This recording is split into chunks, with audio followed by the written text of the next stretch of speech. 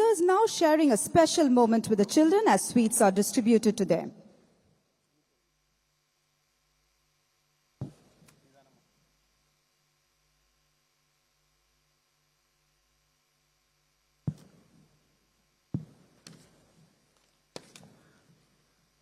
தற்பொழுது குழந்தைகளுடன் உரையாடி தன்னுடைய சுதந்திர தின நல்வாழ்த்துக்களை பகிர்ந்து கொண்டு மாண்புமிகு தமிழ்நாடு முதலமைச்சர் அவர்கள் இந்த சுதந்திர தின விழாவை கொண்டாடி மகிழ்கிறார்கள்.